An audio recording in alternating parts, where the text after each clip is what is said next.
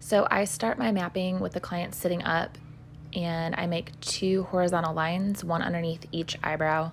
And you'll see whenever I lay her back, you'll see these lines that I make a little bit closer. But this is just to ensure that the brows are starting at the same points on the face and that they'll end up at the same height. So here you can see those 2 horizontal lines that I made. And now I am getting my caliper and I'm going to be marking the fronts, the center and the fronts of the brow.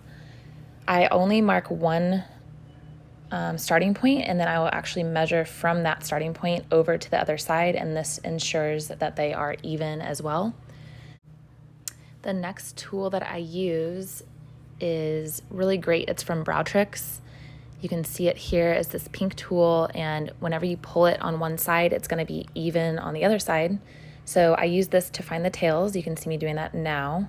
You place it under their nose and bring it up to the outer corner of their eyes, and then mark your tail points.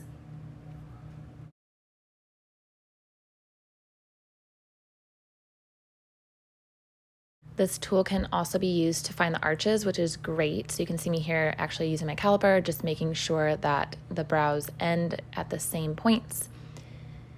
And then I will be using that same pink tool, flip it over, and you take it on the outer parts of the eyelashes. So you want this tool to barely touch the eyelashes, rest it on the brow, and that is your arch points. So then you make a mark above and below so that you can ensure that they are the same width. And here you can just see my points that I've marked. Now that I've gotten all of my points, I can begin string mapping, and you can see me making a horizontal line below and then above. So I'm creating a little box in between the brows. Then you will go diagonally from one corner to the other and cross over to the arch point. And then you will cross the arch point to the tail, like you can see me doing now. And from this point, after, I'm going to do that to the other side, and I never really do the bottom line. I just kind of eyeball that, but I'm showing you here how wherever you hit in the box on one side, you want to try and meet that same point on the other side so that you can ensure that the brows are going to be even and the same height.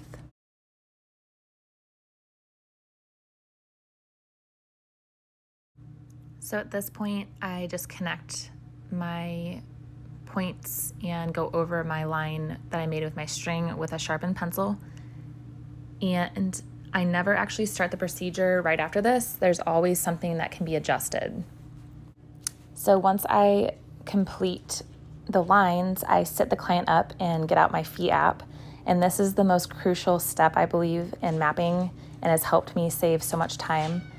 So a picture tells 1,000 words, and it'll really show you any points that are off and what needs to be adjusted. So after I get all these lines drawn, I'll insert a picture because you can see that my map is not perfect yet. I will say about 99% of the time there's always something that can be adjusted, and you'll see in this picture that I'm about to insert that her map is not perfect yet. So her left arch obviously is more rounded, higher, and then that right arch needs to come up more and be slightly adjusted. So that's what I'm doing here. So after I take their picture and see what I need to adjust, I lay the client back. I'm moving that line down all the way, and then I'm adjusting her other arch. And I do have one more little trick that I do to ensure that the brows are even, and this has been so helpful as well. So I'm just adjusting those lines still, and then you'll see me remeasuring everything to make sure that the brows are the same length. You'll see me measure the arch points to make sure they're the same width. I'm still adjusting. La-di-da-di-da. I'm terrible at voiceovers, so I apologize. So you can see me measuring the fronts to make sure that they're even, measuring the arch points here, and then I'll even measure the lengths of the brows to make sure that they're the same length. And here you can see that I figure out that one tail is shorter, so I'm adjusting that here. And my last trick, which is super helpful as well, to ensure that they're the same shape, same size, is you take a piece of saran wrap and you dot around one of the eyebrows, and then you will flip it over to the other side, and this ensures that the brows are even as well. I think Beauty Slush is the one who I got this tip from. So now that I know that they're even, I still sit the client up and I will take one more picture with the Feet app. And this just ensures that everything is perfect before I get started. And I apologize, she does have her makeup on, so I didn't want to make my lines too thick or dark because she's just a friend helping me out being a model for this. So we didn't actually do the procedure on her. I just wanted to show you how I map. So then at this point, I would lay her back and make tiny little dots with a permanent marker around each brow and then apply my numbing cream. I used to numb then map, but then by the time I was done mapping, the numbing cream would be gone and my clients would feel it. So I love mapping and then numbing.